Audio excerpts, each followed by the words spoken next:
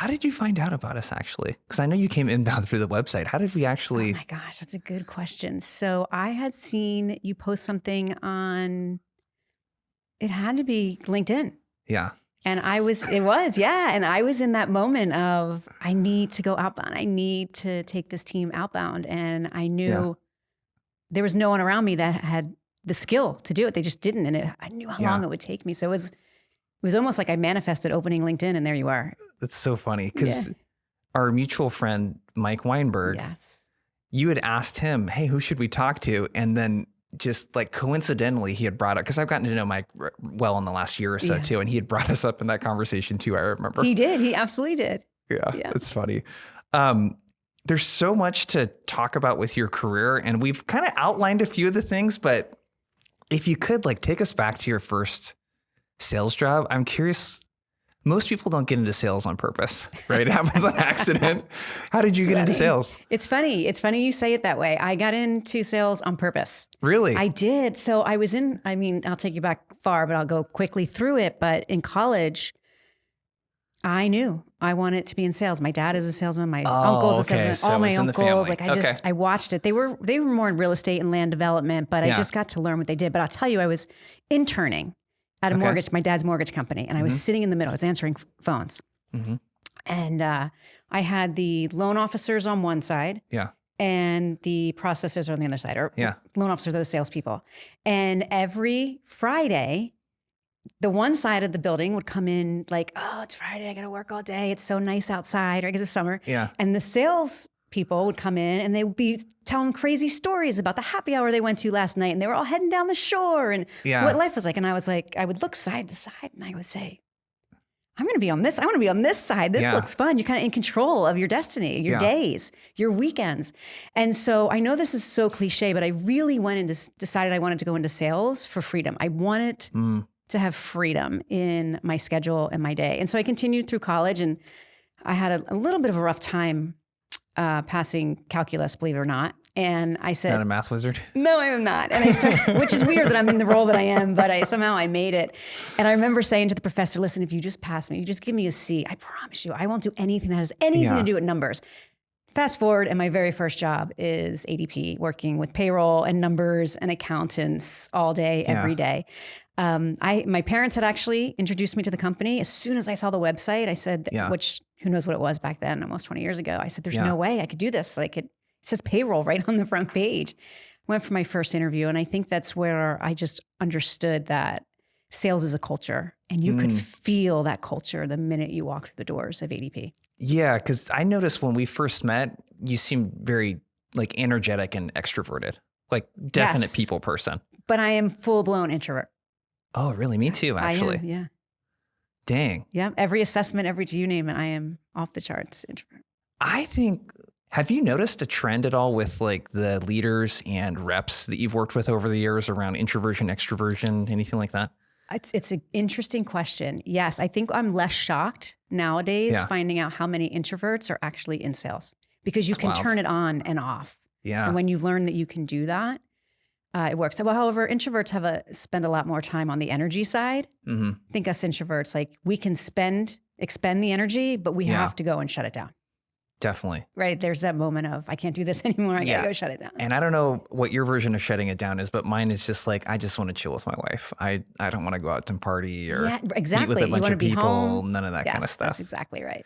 So at ADP, like you had some experience being an intern. I'm curious, like if you could remember like your first couple days or week or month on the job, like were you good at sales sort of naturally? Did it take a lot of work? Like how quickly did you pick up on like the thing, like the shtick? Yeah, I'm still picking up on that, just so we're clear. And I think anyone that knows me would laugh at when they hear me say that. What I had and what I picked up on very early, like literally in my first week is, and we weren't using the word grit back then, right? But the grit that you needed to be in sales. And what I learned back then was it is a numbers game. And if you are willing to knock on as many doors. Oh, were you going door to door? I was going door to door, building to building. Yes. I would leave my house at 7 a.m. I would come home at 7 p.m. I have 100 business cards in hand. I would, back then Salesforce was just coming into the market. I don't even think it was called Salesforce at the time. And And then I would wake up the next day and I would call them all. If I didn't get an appointment, I stopped in. Can I schedule an appointment? Did you have any kind of like reluctance or anxiety around going door to door? Like what did that feel like for you?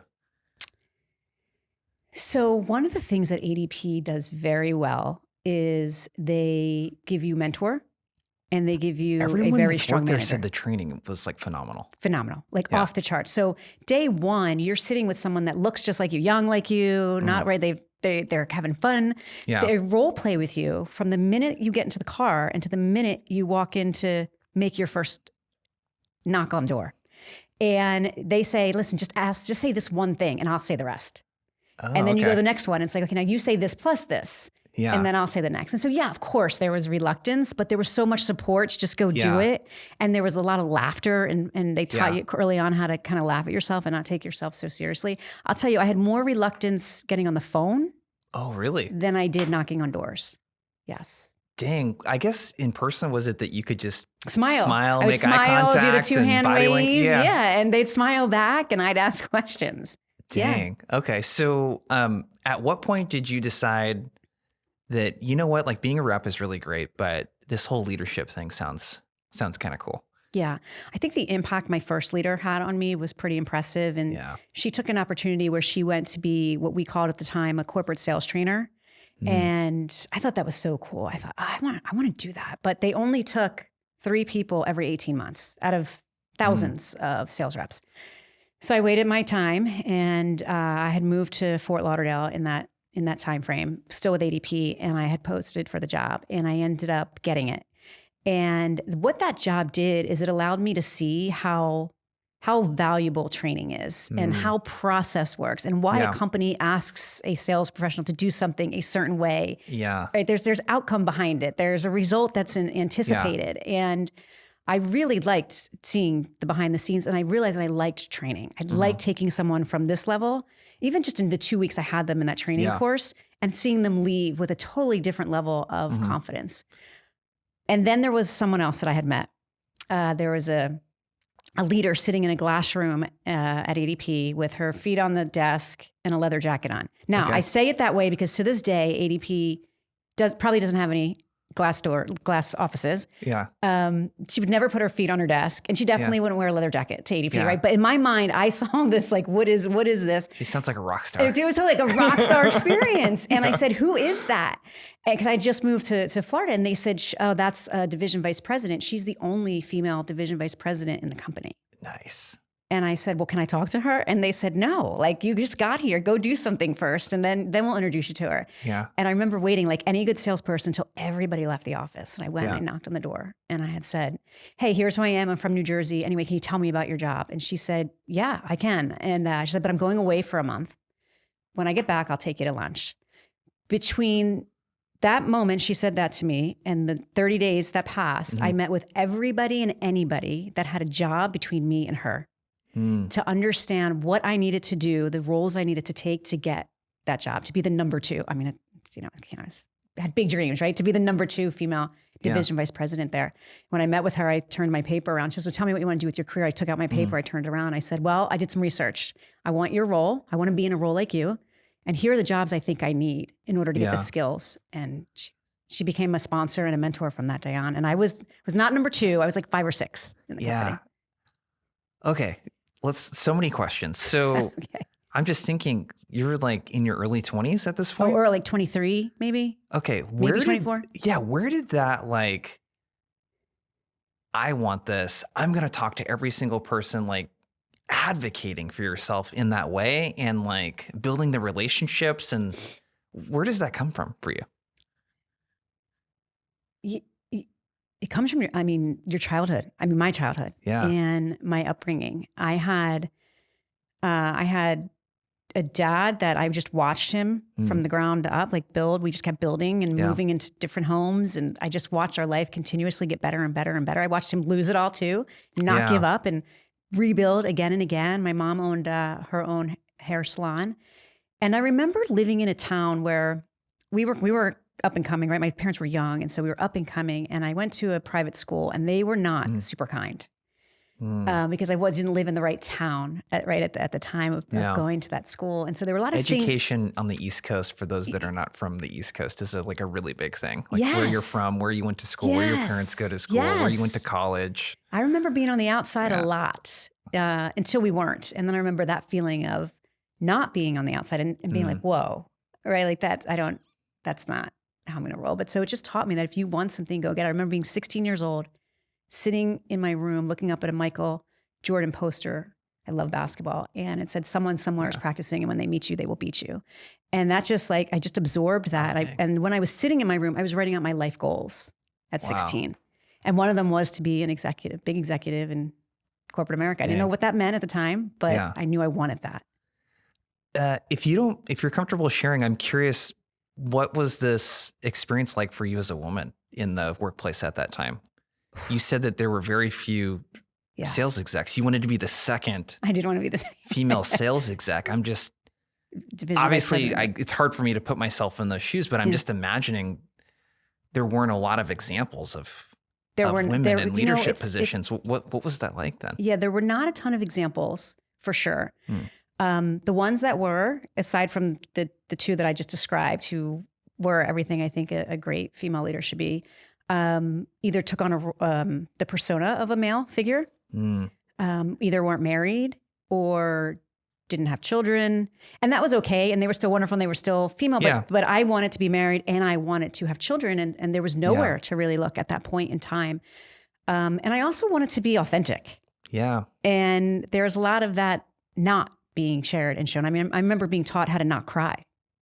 Oh, wow. Right? If you look up and you drink water out of a water bottle, you cannot cry. So if you're ever in a meeting and you get upset about something as a woman, grab your water, always have water, look up and start drinking. This was taught to you? That was taught to me. Yes. Oh, now, God. I don't, yes, by people there, I wouldn't say that was the ADP way by any means. Yeah. But that was taught to me during that time of my life through different people there. But I think it was hard. It was really hard. And, you know, I feel privileged to have gone through that with ADP. And I remember sitting with HR one day and they were trying to do so much because they wanted, right? I mean, there's a female CEO right now. She's fantastic, right? Maria Black. But I remember being in rooms with her as she was just a frontline leader at the time. Oh, wow. Yeah. And like, so we really put the work. And I remember sitting with HR and saying like, well, I don't know how you're going to change this. Do you have a list? So think about my outbound sales experience. Yeah. Do you have a list of talent that you've identified? Do you have a top 10 list that you want to get into this DVP role? Dang. And I remember her looking at me and her name was Jill. And she looked at me and she's like, we do not have that list, but we will have that list. And you know what? They built that list and it took off. One after another, after another, after another, started getting promoted. And not because they were women, because they were talented and they had the skill set and now people were paying attention. Dude, that's inspiring. I love that. It was really cool. So you learned so many lessons. I don't know if we have time to get into all of them, but you highlighted a few that I definitely want to talk about. Personal brand. Yes. This is something that I sort of learned the hard way. I grew up in a town of 5,000 people. My dad taught me to be like super humble. So his whole thing is like, keep your head down, work hard, things will eventually work out. That's not really how it works in the corporate environment, especially in sales. And I remember after I was a VP of sales, I actually worked down at this large construction company I used to work for, their corporate office, to create their marketing department from scratch. And one of the things that Spencer, my boss at the time, he was one of the partners at the company, was like, hey, you know, the reason why I bug you to send these like update emails to me and the other 3 partners every Monday is like, you're advocating like on behalf of your department. Like this is your personal brand. And it just clicked for me. I was like, oh shit. Yeah. I need to be thinking about the perception of what I'm doing. Was this taught to you? Is this something that you had to sort of learn yourself? It sounds like you had some great mentors too. It was taught to us. When you were interviewing or you were in a mentor relationship or just a conversation with someone at a different level, the question would be asked, what's your brand? Oh, dang. Yeah, okay. What's your brand? And then after you answered, they would say, well, I'm going to go, if I walk down the hallway and I start asking people in sales that you directly report to, what will they say? Because that's your brand. That's your brand. What will the service partners say? What will the finance team say? That's your brand. Yeah. And so what are you doing to build that brand? Wow. What's your brand now? How would you describe your brand now? Not to put you on the spot. Wow, you are putting me on the spot. I would listen, the way that I would describe my brand, and I think if anybody hears it, they'll sit there and be like, yeah, that's probably her brand. That's right. I am, what's the word? Like I don't want to say spark, 'cause spark isn't it, but like I am like, I'm the spark that fuels the fire. Yeah. For sure. Like if you spend enough time with me, you will be doing things that you didn't know you were capable of doing, nor did you think you could. And you actually won't really realize in the moment that it was me that sparked it. But then you'll look back and be like, how did she do that? How did she get me to do that? That was like the immediate thing I noticed in interacting with you during the sales process that we went through. And then definitely working with you as a client was like the energy. And, there's just certain leaders you've worked around where whatever it is that they have is just very contagious and you want to be around it. You definitely have that. Like, it is just like, there's just no, like when you see how people interact with you and how like lit up they get, like when you are trying to get them excited about something, can that be taught? Or is that just something you feel like is just kind of like a personality trait or what? It's a very good question. So if you were to call people that worked with me at ADP very early on, they would call me, what is a wallflower? Yeah, is that what it is where you like sink in and you don't talk? That's how I was. The senior leaders would like call on me on purpose and I would get red faced and I couldn't speak and I wouldn't answer. And they just kept pushing on me because they would get me one-on-one and they would see a different person one-on-one. So can it be taught? Yes.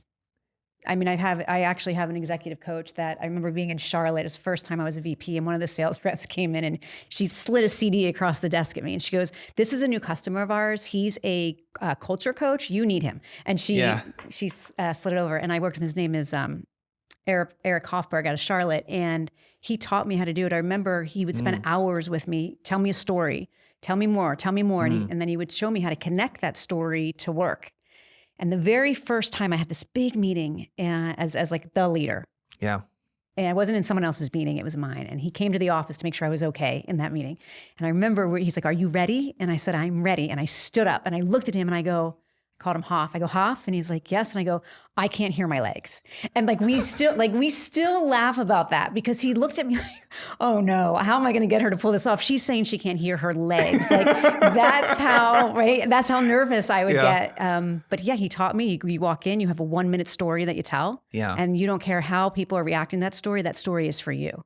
And then that will calm you. And then you go and it worked really well with me for a lot of years. And so the 1-minute story is like just a personal story that you share that kind of tells a little bit more about yourself or what's the, it could be something like, so I was driving in this morning. So you're really just having something in there to kind of break the ice a little bit. Just to break the ice, without being an icebreaker. Yeah, this is interesting because, and I noticed, not to stereotype too much, I noticed that male executive leaders tend to be very serious. Like at Houzz, it's like, is he the only? He is, yeah. I mean, he's the only senior leader, yes. Senior leader on the team. Right now, and it was so refreshing when I first met the rest of your leadership team. I was like, this is cool. I've never seen this before. And I noticed that like that 1-minute story, it's, you do it for you and it helps kind of break the ice a bit, but it also for other people too, it's like humanizes you a bit. Well, you know what I mean? It's can't wait to hear it. Right? They start to know that you're going to do it. And so one thing I want to ask you about sort of related to this is executive presence. So we have our head of training, Clara. So we brought her in. She used to work at Outreach. So she was a top rep manager. She leads all of our training engagements now. We have another trainer, Amanda, and then we have Brittany on our team, who kind of does a lot of like the ops and stuff in the client interactions. And around Christmas time, right before Christmas break, we were going into our yearly planning and I was like, there's this thing I feel like we really need to elevate in our company. And that's like how we show up with the executives that we work with. It's the executive presence. And when it's not there, it's really easy to see and to talk about. What I found though is it's really freaking hard to explain what executive presence is and like break it down into like actual digestible skills that someone could work on. And there was a couple videos. There was a Google talk on it. There's a woman, I'm forgetting her name. She's written books on it and she like really broke it down. And I was like, oh, this is perfect. And a lot of it was like your tonality, the language that you use, avoiding like really unsure tones and like all of these things that I think if you've been leading for a while, you kind of take for granted because you probably learned how to do it the hard way. How do you think about executive like presence, either for yourself or when you're mentoring others where you're like, you have the skills, but the way you're showing up in those executive meetings or with your team or wherever, like it's missing like a little bit of like polish or whatever it might be. What are your thoughts just on executive presence? Yeah, it's crazy. It's a crazy important topic. For example, crazy important is probably not super executive like, right? But I would tell you, it was interesting. ADP, it was like drilled into us. Executive presence, the way that you walked, the way that you talked, what you wore, like it was, you need to display this. Do you understand your data? Are you able to speak your data with confidence? Are you making the right eye contact? Do you know when to stop talking? Right? Do you know when you're not over talking? I don't think I ever got it right. Although I continued to get promoted at ADP, I don't ever felt that I've reached this level of I have executive presence. I would argue I still don't think I have executive presence. I mean, maybe the way that it was drilled into me and there was a certain look and feel. But I would tell you when I went to HubSpot, someone that I think exudes executive presence is Yamini. Yeah. But I have to tell you, she is the most authentic human I have ever met in my life. Really? And so what became for me executive presence after working with her is being 100% fully who you are. And if you can do that, if you can really do that, you will exude executive presence. And then the other little like asterisk there is prepare for the conversations and the meetings that you're going into. And if you take that minute or hours to prepare, you'll show up the way you need to show up. And what I mean by that is on stage, you see the executive presence. In conversation with her at a table, you see executive presence, but you also see a real person the entire time. So you're seeing both. And to me, that's what executive presence is. Yeah. Let's talk real quick about, and we're going to kind of jump around your career just a little bit. You spent 17 years at ADP.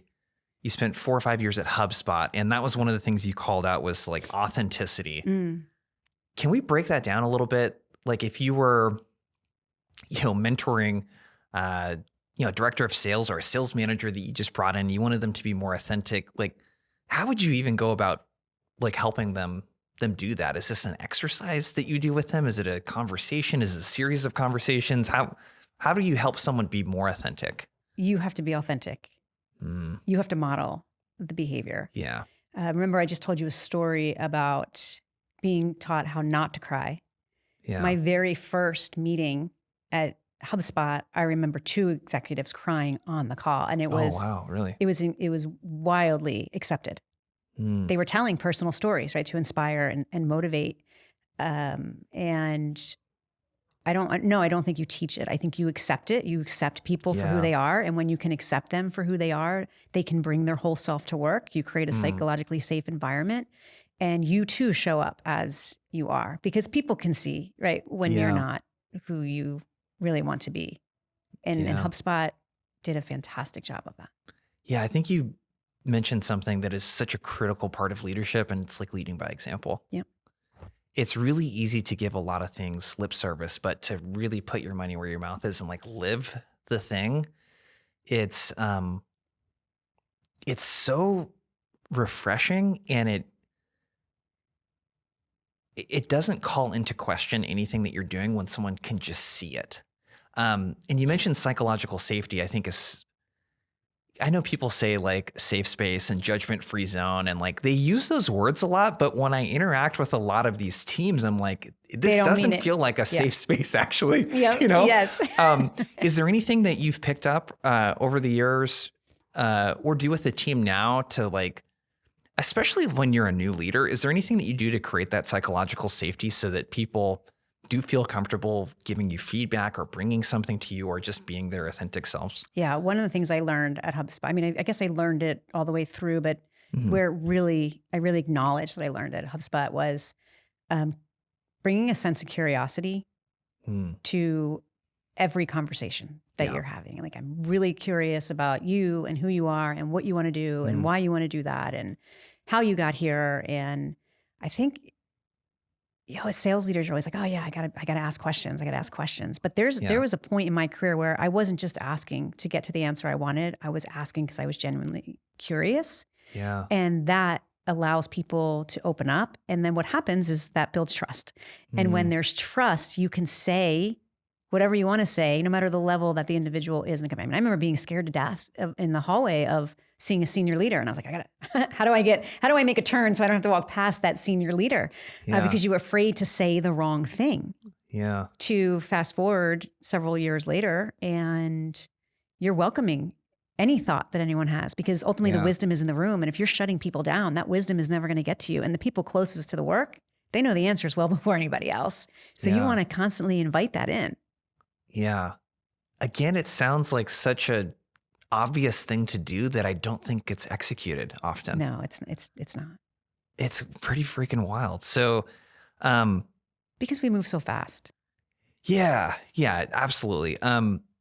We can take the conversation in a bunch of different ways. I want to talk about something a little bit more tactical in the sense of like everyone's got pipeline on their mind.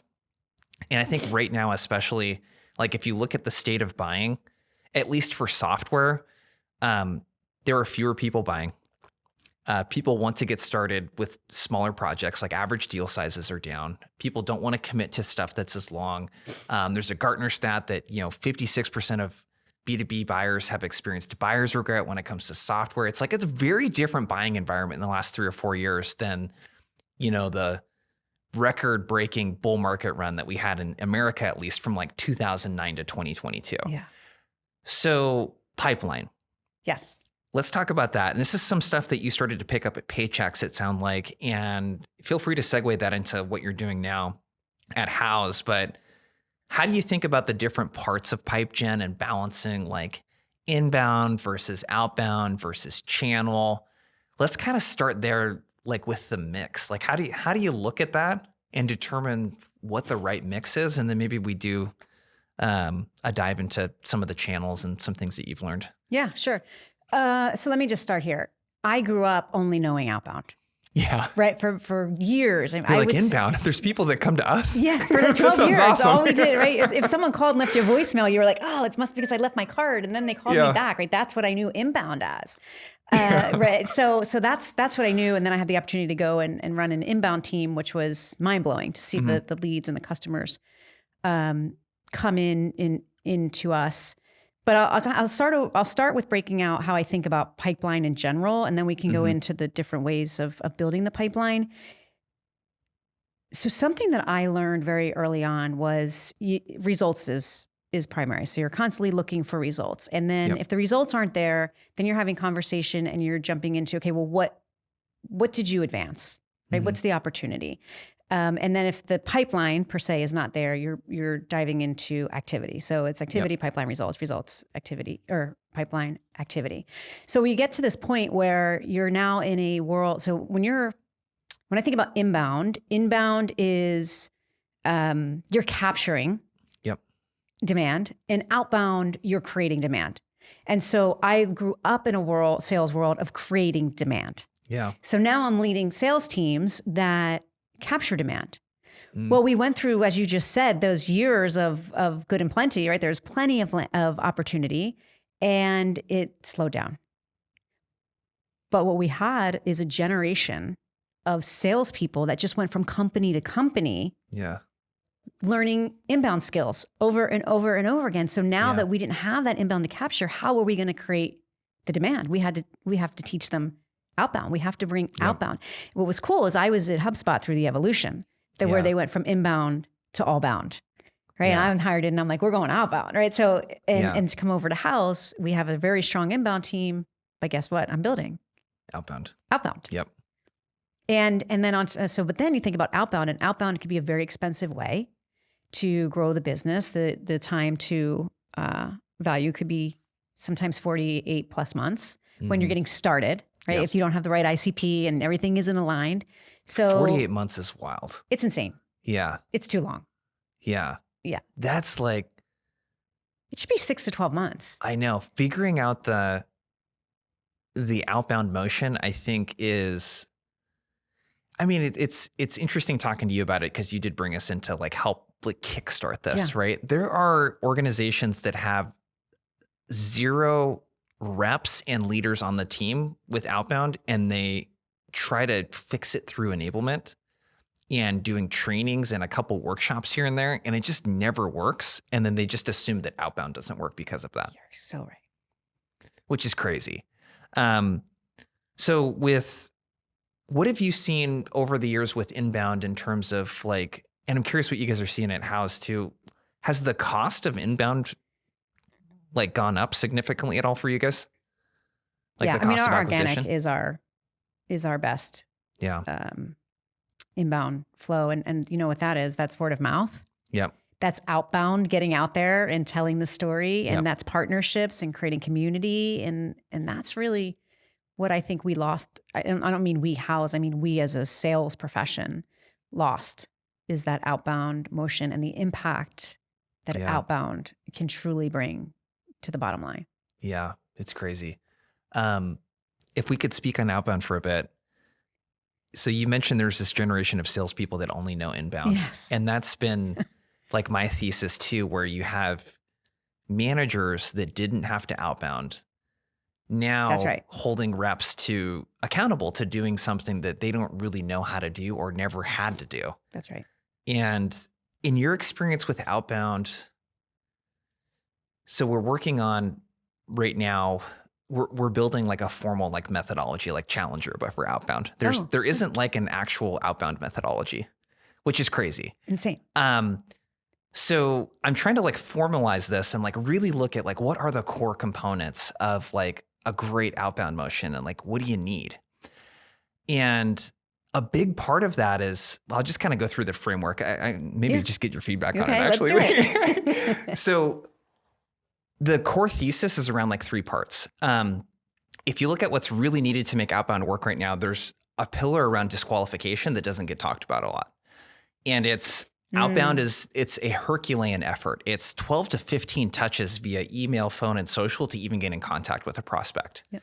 So the very first thing you must do, if it's Houzz, let's say, is here's the 3/4 of the market that I don't want the reps to reach out to. That's right. Because they're not big enough, it doesn't fit the profile, exactly whatever it might be. The whole TAM thing that people talk about so much in software, we're not going to do that.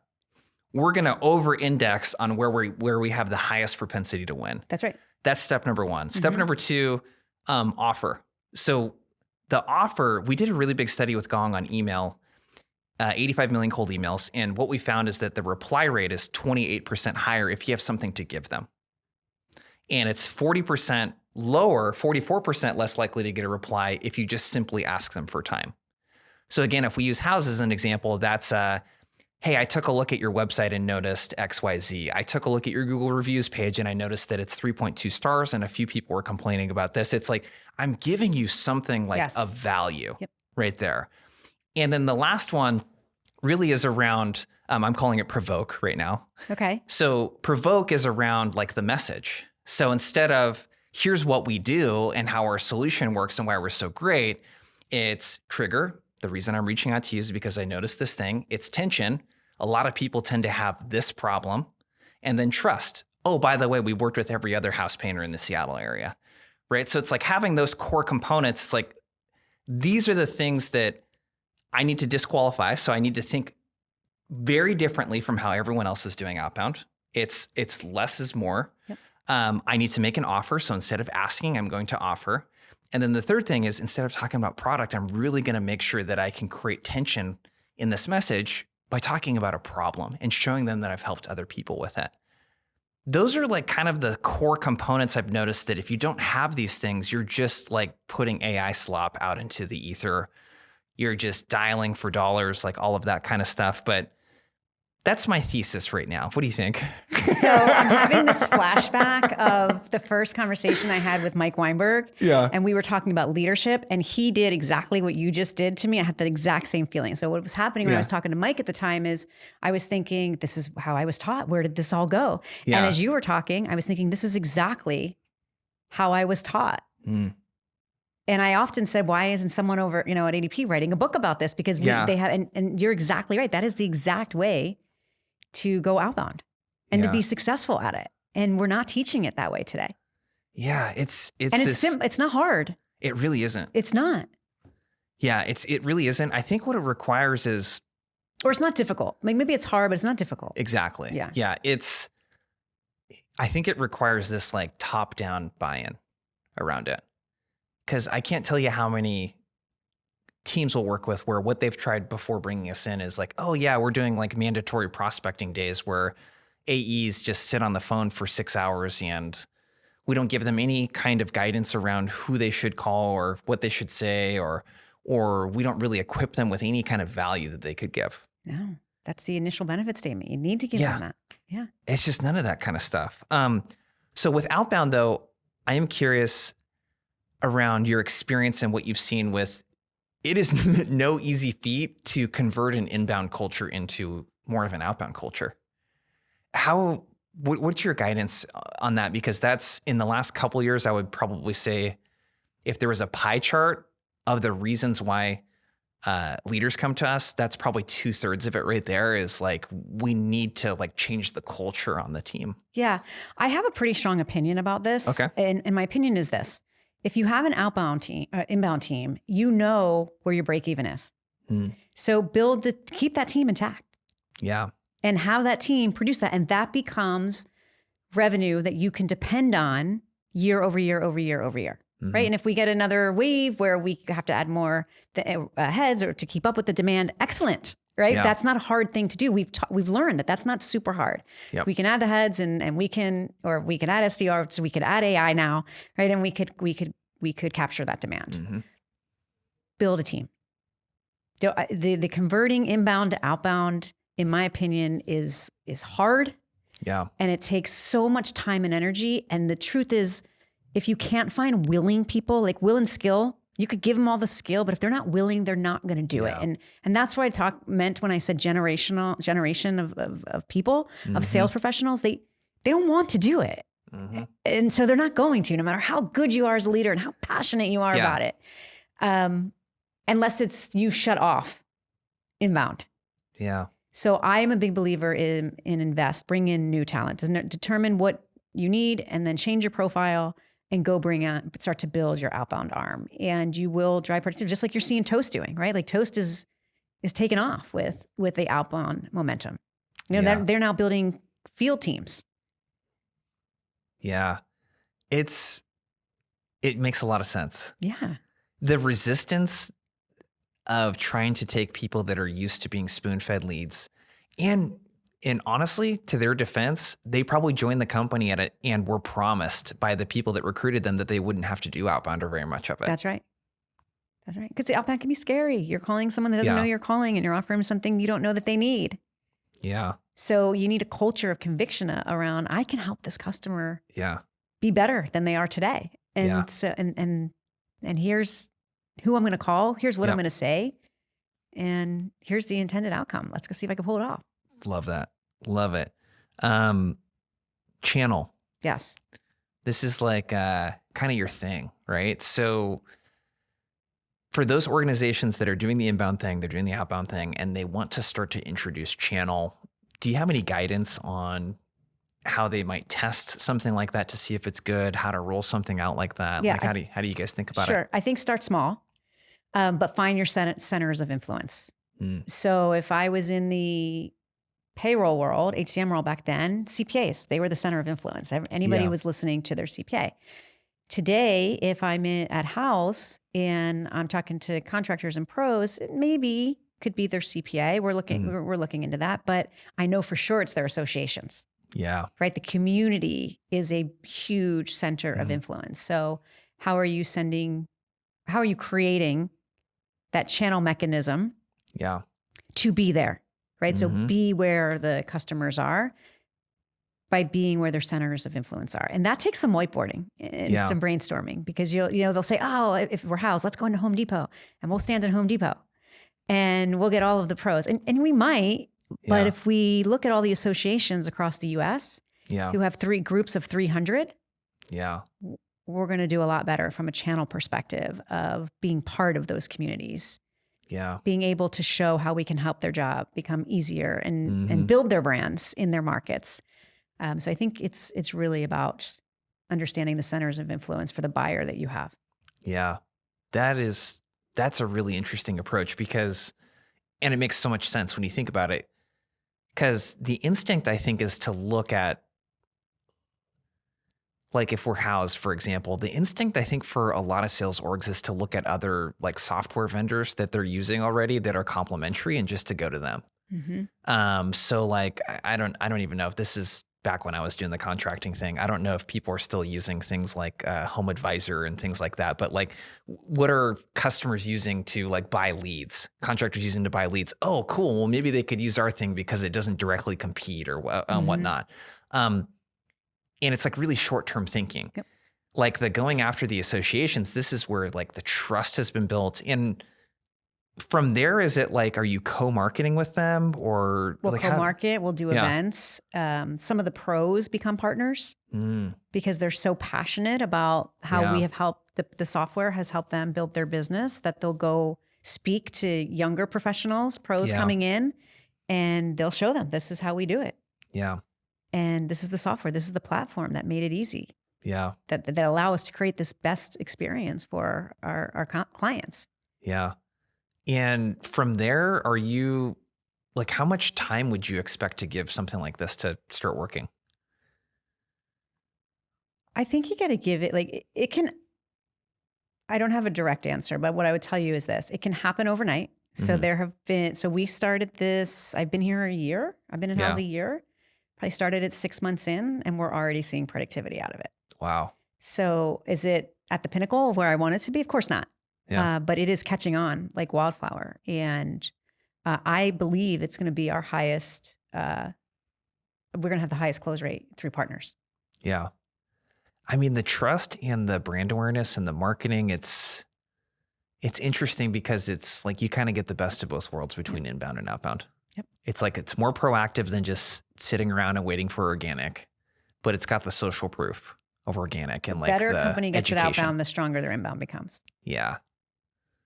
That's interesting. I've never quite thought of it like that, actually. Yeah, because that's have you heard the term dark social? No. So dark social is kind of a it's kind of a funny term that like marketers have used, and it's nothing crazy. It's basically, if you see something that Outbound Squad that I post, let's say on LinkedIn, I can see if you've liked, commented, shared, like that kind of stuff, right? But what I can't see is if you just took that link and dropped it into your Slack channel for the rest of your leadership team to look at. That's dark social. So it's all of the conversations that are happening because something started on social media that you cannot track. Wow. And that's sort of what you're saying with outbound. What I'm saying. It's like you can't like totally, sure, you can see in Salesforce if an email was sent, but you don't know if it like, what was the click path that someone went through and like the influence and that all. Yeah. I also say the opposite too. I think the ceiling of your outbound engine is your marketing engine. Cause like you can create demand, but you can only create so much demand if you're not Houzz and you don't have the social proof and a great product and the content and the case studies, and like it kind of puts a ceiling on your outbound efforts too. So it's like really thinking about all of these things and how they work together is big. Yeah. So it's funny you say that, because one of the things that I learned stepping into the CRO role from just leading a sales team is I went from leading pipeline and results to now really moving a system. Yeah. Right? Like it was, wait a minute, the sales team is doing what? And the customer success team is doing what? And marketing is saying what? Yeah. And we're not all together saying the exact same thing.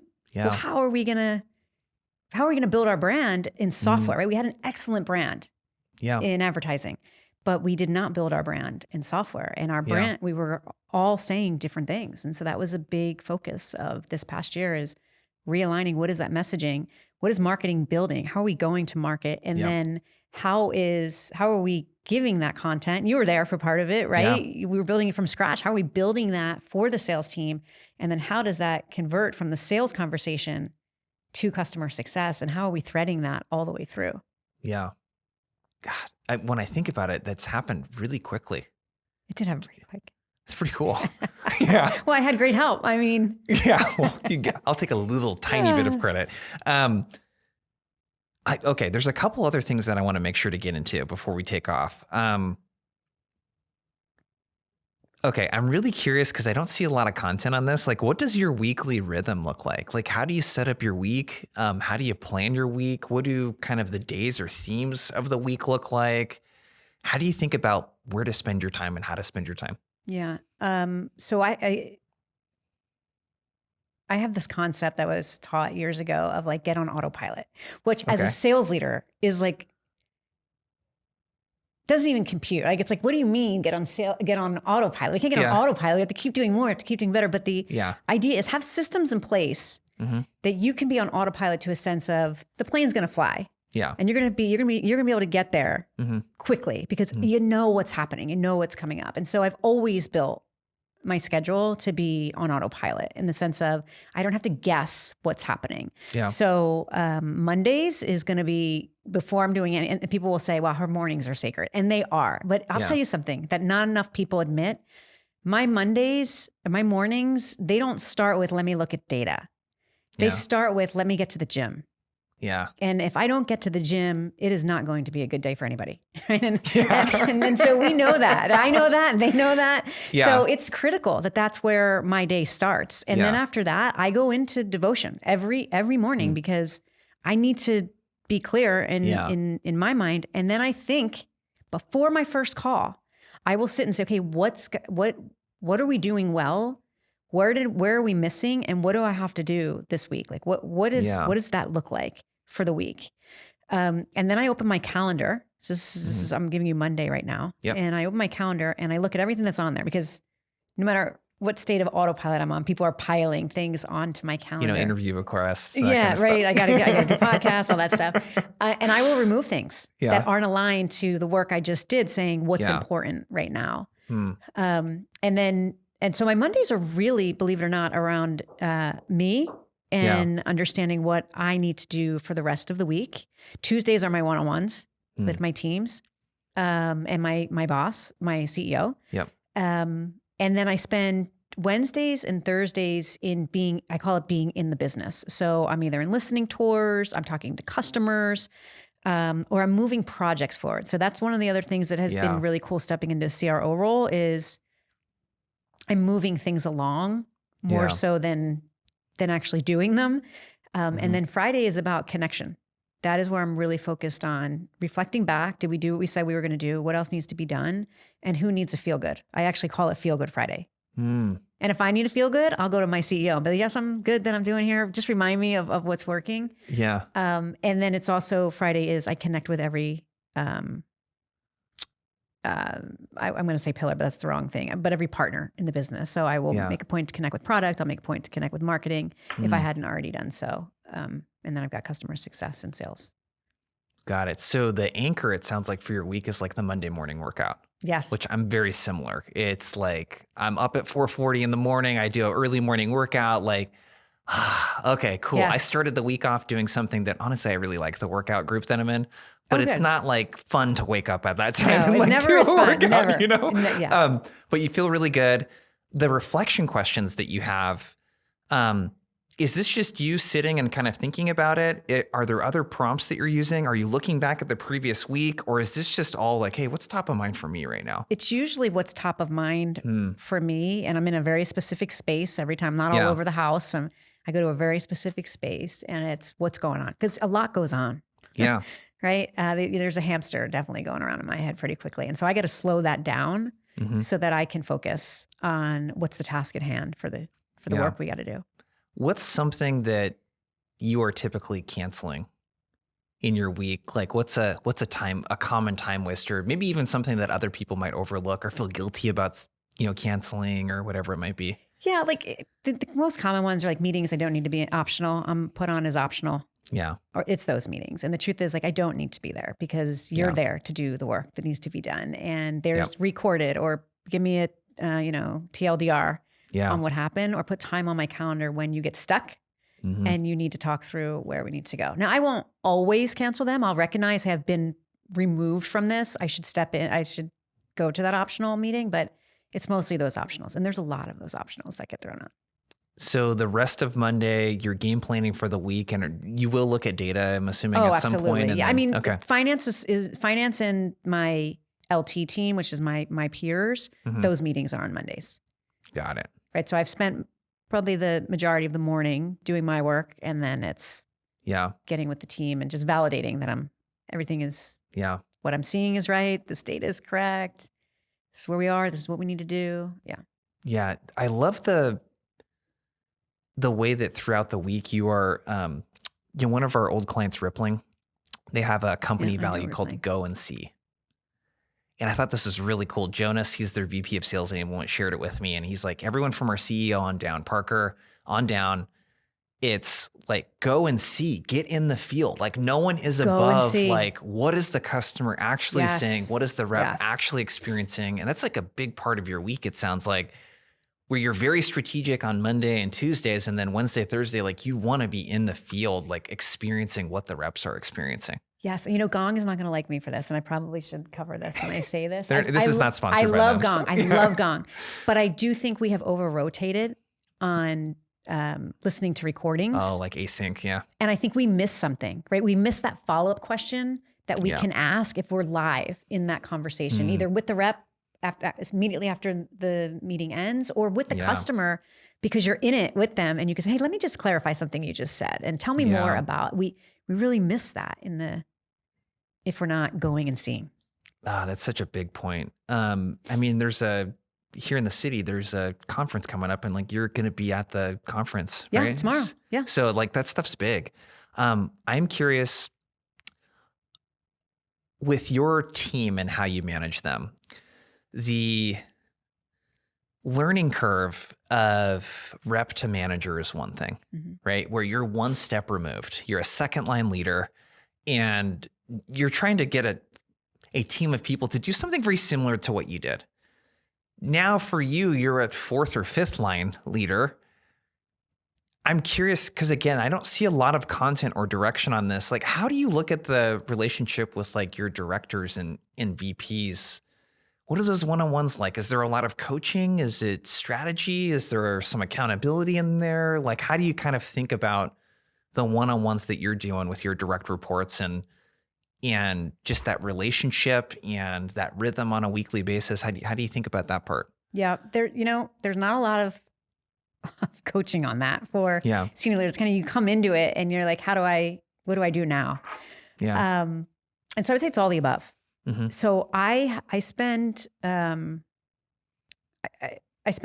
and I focus on bringing outside leadership in. I think that's important. I think sometimes we could be too focused on, I'm your leader, and so I'm supposed to know all, and we are running this big business together. So what is the outside influence I can get? So TLC is a program that I work very closely with for the leaders. One-on-ones. When I started at Houzz, what I learned is they would come in with lists of things. So I got a lot of things on my list, and can we just run through the list? Yeah. And so I said, okay, we can run through. Yes, we'll run through the list, but we also need to talk about, what are you doing to help drive culture? What are you doing to help increase skill? What are you doing to, right? I would ask different things. And then I would save a part for the end. And it's, what do you want to work on for you? And not every one-on-one goes as smooth as that, but those are the pillars of the one-on-one. Because as senior leaders, you can get too far away from focusing on that individual.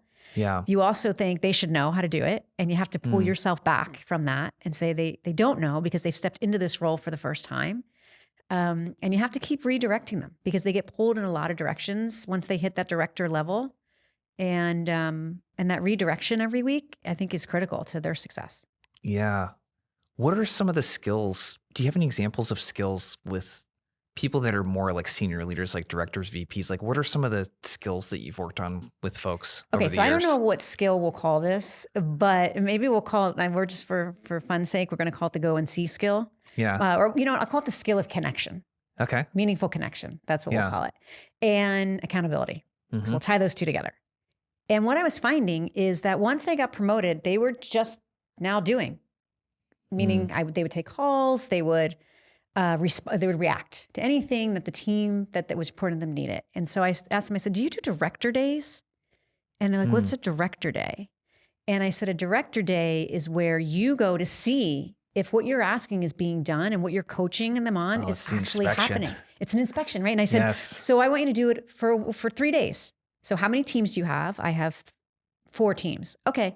So over the course of a quarter, you should be doing this 3 times with each team. Yeah. And you pick your days. And then in your days, you want to see team meetings. You want to see one-on-ones. You want to do seat rides. If you're in the field, you want to do field rides. You want to observe what you might call a roll call or a pump-up meeting, a huddle. Yeah. And it was mind-blowing. During career conversations with people, what they learned was the ability to connect and hold people accountable. And what they learned is there were gaps in the skills that their people had. And so they were able to then bring that back and assess what they saw and then put that training in place so people become better. Was it Ronald Reagan that said trust but verify? One of the presidents? Okay. I feel like it was my CEO at ADP, but yeah. I'm such a big component on that. It's like, yes, it's not to micromanage. It's like, I have to go see, and how hard is that to do in a virtual environment, especially because back in the office, it was great because you could just go to the sales floor. you just go to the sales floor. Like, now you have to open their calendars. You have to get permission to say, show me your calendar so I could see what you're doing so I can help you build a calendar so you could be successful. Yeah, that's crazy. I know. So I love that idea of director days. You're encouraging that. It's like, hey, you need to have space in your calendar where you're inspecting, right? One more question I want to ask you, sort of related to this, is the amount of internal meetings sometimes that I see a sales org forced to participate in, like reps especially, it's like 2 or 3 hours a day sometimes.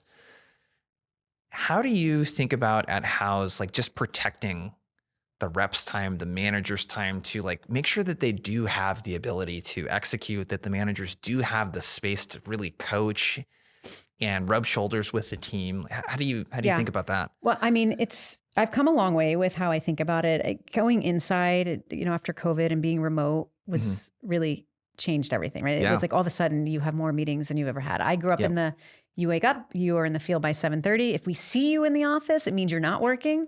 And, you're back in the office at 4:30 and you have one meeting on Monday to kick off everything. And you've got one meeting on Friday, which is how do we do? And you forecast.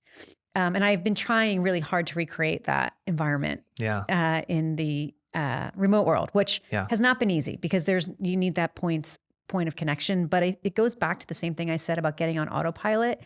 It's defining when the meetings are and making sure you're not in selling hours and not having people have to guess when things will show up. So if you have something that you feel is a fire drill and you need that to get on the sales calendar, it can get on, but it can only get on this time and date because it's already pre-scheduled. Yeah.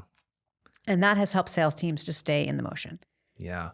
So you institute like a weekly rhythm, essentially. Like here's like a guiding principles on how like you should run your team and that sort of thing. Yeah. Yeah. Love that. Let's get to the rapid fire questions. Okay. You ready? By the way, the wall on this side is a little trippy looking. I told you. Now imagine if I was over there, I would have been like the whole time. First question is, what's your hot take on AI? Where do you see all of this heading for sales? Listen, I think AI is an important part of our future. And I believe that we have to embrace it. I think it's a little bit scary. Like I do. Yeah. I think it's a scary thing. But I think it will put us in a position to be more efficient, more effective. But I believe it will never replace a true salesperson because I think that trust is so critical. And so I believe it's going to play a role in making you more effective. I think it's going to allow salespeople to not have to do the things that they don't do that we as leaders are constantly asked them to do. And it's going to allow salespeople to be who they want to be, really, right? And that's out talking to people and helping businesses grow better businesses. How are you guys leveraging AI right now? So from a product standpoint, we are building it into our product, everything that we do. From a sales perspective, we are building it into our SDR motion. Yeah. So we're working with SalesApe. That pilot starts next week, and Nice. I'm excited to see how that goes. And then, of course, we have AI in the customer success side of the business, because there's a lot of work that's done there that can certainly be automated. Yeah. We could do a whole episode just on AI, yes, in sales, but it doesn't sound like you're of the belief that it's replacing salespeople anytime soon. I am a believer of that, because the person on the other end is still a human. Yep. And it's like we talked about outbound creating inbound. Mm-hmm. I think it would create a more streamlined way to get to the conversation. Yep. But I think there's still going to be a large population that wants that conversation. I think especially your market too, as contractors. Yes. They barely trust other people outside of contracting. That's exactly right. That's exactly right. You sort of answered this question already, but I'm curious if there's anything else. How do you prevent and deal with stress? Working out is my number one, is how I deal with stress. Do you have any tips on how you fit that in? Like, you have a family and stuff, and you have all of the excuses that you could make to not do something like that. How do you fit it in? I don't have kids. Oh, yeah. So I have a wife. It's like my life is way easier in this department to fit stuff in. Like, how do you fit that in with a family? Remember I said earlier that if I don't work out, everybody knows it, right? Yeah. So the kids, my husband, they're like, let's make sure she has her workout. Yeah. But I do early. I get up early. So I will always do it early. And by the way, like, there were years where like that was hard to do, but that morning where nobody's up, you're back from your workout and people still are not up, and you have that time to yourself. Like, that's irreplaceable. And, I would coach anybody to find that time. Now, as the world has grown, there's more time in a day. Like, you have a half hour free, get outside and walk. Yeah. Have the walking desk. Like, keep yourself moving, especially if you're in sales, because sales is an energy driven career. 100%. Last question. If you were a first time, we could say VP of sales, manager, or rep, whatever it might be, knowing what you know now, like, what advice would you give yourself? That's a good question. Knowing what I know now, I would say have patience with yourself, have patience with your team. Often when you're new to a new role, you think you have to go in and prove something, but just being hired into the role is proof enough that you've done something in your past to be there. So spend time getting to know your people. Go on listening tours. And when I say patience, your leaders, so whether it be a senior SVP or a CRO or a CEO, will be pushing you to do something now. Just hold true to, I have to really understand what's happening before I make decisions, because these decisions will impact, the trajectory of the business. And that would be my best advice. And then my asterisk best advice is, if you're reporting to a CEO or a CRO or an SVP of sales, quickly get aligned to what their vision is and how they like to communicate. And I think that'll set anyone up for a future of success in senior leadership. Love it. Where can people go to connect with you? Is Houzz, like, are you guys hiring? Like, where can people learn more about that? Yeah, Houzz, we are hiring. We're actually going to hire in Nashville. So if anyone's living in Nashville, we're going to build a little hub there, which is really exciting. We're also remote. So we're on LinkedIn and Houzz.com. So come see us there. And you can find me, Tara at Houzz.com, and I'm on LinkedIn too. Cool. Great to have you on the show. Thanks for having me. Let's go.